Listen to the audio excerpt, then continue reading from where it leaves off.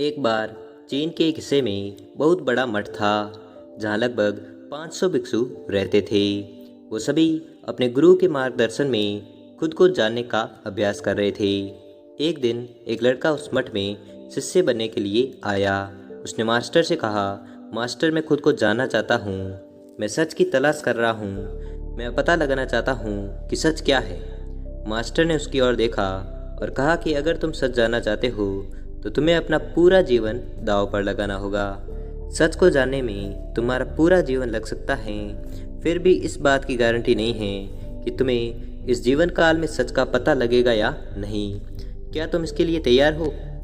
शिष्य ने कहा, मास्टर मैं यहाँ पीछे मुड़ने के लिए नहीं आया हूँ, मैं इसके लिए तैयार हूँ। गुरु ने कहा, अगर ऐसा है तुम एक काम करो, इस मठ में 500 भिक्षु हैं, तुम उनके लिए चावल कूटने का काम करो। बस सुबह से शाम तक चावल कूटने का ही काम करो और जब तुम थक जाओ तो सोने चले जाओ। फिर अगली सुबह उठकर चावल को कूटना शुरू कर दो। इसके अलावा कुछ और मत करना, किसी और चीज़ के बारे में मत सोचना। बस इस रास्ते पर चलते रहना और दोबारा मेरे पास मत आना। ज़रूरत पड़ने पर मैं खुद तुम्हारे पास आऊँगा। उस लड़के ने गुरु के आदेश का पालन करते हुए चावल कूटना शुरू कर दिया। उस मठ में 500 शिष्य थे।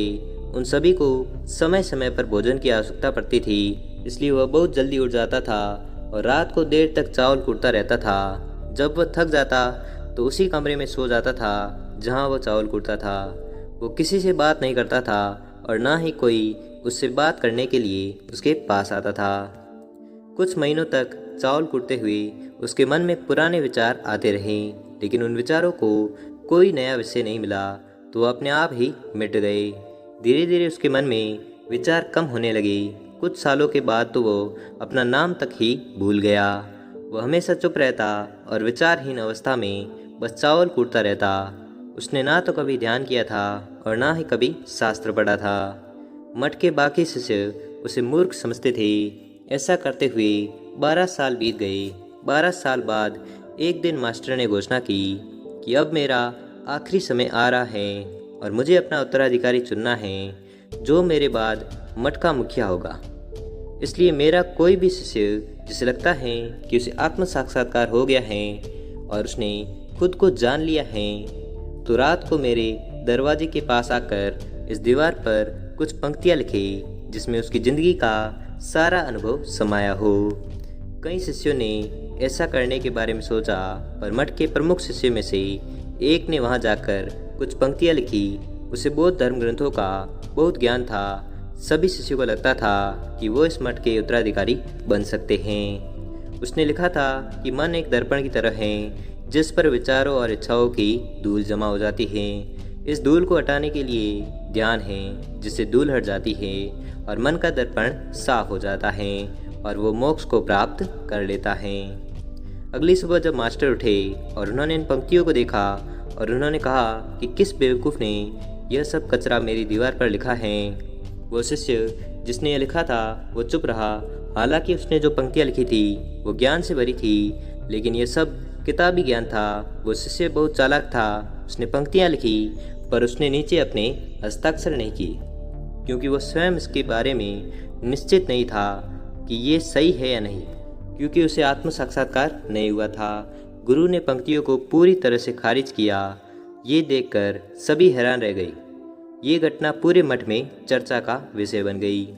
इस विषय पर बात करते हुए दो शिष्य उस शिष्य के पास से गुजरे जो 12 साल पहले यहाँ आया था और दिन रात चावल कूटता रहता था। दोनों की चर्चा सुनकर वह धीरे से हंस पड़ा। दोनों शिष्य ने उसे पूछा कि तुम क्यों हंस रहे हो? दोनों शिष्य की नज़र में यह चावल कूटने वाला तुच्छ ही भिक्षु था। किसी ने उसे ना तो कभी ध्यान करते हुए देखा था, ना ही कभी शास्त्र पढ़ते हुए। हर कोई उसे मूर्ख समझता था जो बस चावल कूटना ही जानता था। उस मठ में बहुत बड़े बड़े विद्वान थे, लेकिन उस चावल कूटने वाले को किसी से कोई मतलब नहीं था। इसलिए वह दोनों शिष्य उसे मुस्कुराता हुआ देखकर चकित रह गए। उन्होंने फिर उससे पूछा कि तुम क्यों हंस रहे हो? उसने जवाब दिया कि मैं इसलिए हंसा कि मास्टर सही बोल रहे हैं। यह सब पंक्तियाँ कचरा हैं, इन पंक्तियों का कोई मूल्य नहीं है।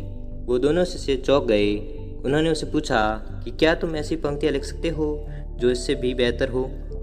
चावल पीसने वाले ने जवाब दिया कि नहीं, क्योंकि मैं अनपढ़ हूँ, लेकिन हाँ, मैं कुछ पंक्तियाँ कह सकता हूँ। अगर तुम इन पंक्तियों को लिख सकते हो तो मैं तुम्हारे साथ जाने के लिए तैयार हूँ। उन दोनों शिष्य ने कहा ठीक है। वे मास्टर के कमरे के पास गए और चावल कूटने वाले ने कुछ पंक्तियाँ बोली और दूसरे शिष्य ने उस दीवार पर लिख दिया और उन पंक्तियों के नीचे लिख दिया कि चावल कूटने वाला। उन्हें लगा कि मास्टर इस पर भी गुस्सा करेंगे।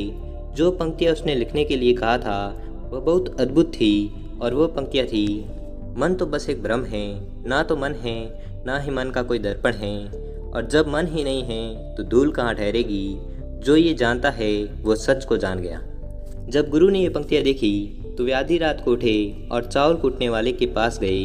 वह सो रहा था। मास्टर ने उसे जगाया और कहा कि ये लो मेरी छड़ी और मेरे वस्त्र ले लो।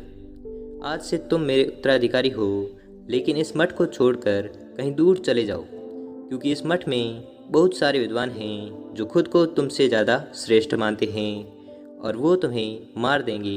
वो इस बात को बर्दाश्त नहीं कर सकते हैं कि एक साधारण सा चावल कूटने वाला उनसे ज़्यादा विद्वान निकला। तुम्हें वह सारा ज्ञान हो गया है जो मुझे है। तुम्हें यह सारा ज्ञान चावल कूटते कूटते हुआ है और मुझे पता है कि तुम जहाँ भी जाओगे लोग तुम्हारे पास आने लगेंगे, क्योंकि जब कोई फूल खिलता है तो उसकी महक हर तरफ फैलने लगती है। उसने अपने गुरु के पैर छुए और आधी रात को ही वहाँ से निकल पड़ा। अगर हम अपनी ज़िंदगी में देखें तो पाएंगे बहुत से लोग सोचते हैं कि ध्यान केवल एक ही जगह बैठकर आंखें बंद करके ही किया जा सकता है, लेकिन हकीकत में ऐसा नहीं है। ध्यान तो चलते चलते भी किया जा सकता है, अपना कुछ काम करते हुए भी किया जा सकता है। असल में ध्यान का मतलब यह है कि आप जो भी काम कर रहे हैं उसे अपनी शिद्दत से करें कि आपको आपके शरीर का भी ख्याल न रहे। बिल्कुल उस चावल पीसने वाले की तरह जो चावल कूटने में इतना मगन हो गया कि उसको खुद का भी ख्याल नहीं रहा। उसने चावल कूटते हुए ही आत्म साक्षात्कार प्राप्त कर लिया। हर समय वर्तमान में रहना और कुछ नहीं सोचना मन तब तक है जब तक विचार हैं। जब विचार ही नहीं रहेंगे तो मन भी गायब हो जाएगा। जब मन ही नहीं रहेगा तभी तुम अपने आप को अच्छे से जान पाओगे। असल में हमें अपने वास्तविक रूप को जानने के लिए कोई अन्य साधना करने की ज़रूरत नहीं है। हम जो भी कुछ कर रहे हैं बस उसमें हमें पूरी तरह से खो जाने की ज़रूरत है। अपने काम में इस कदर से लीन हो जाओ कि आपका काम ही ध्यान बन जाए। तो दोस्तों, ये थी आज की हमारी कहानी। हमें उम्मीद है कि आपको ये कहानी पसंद आई होगी।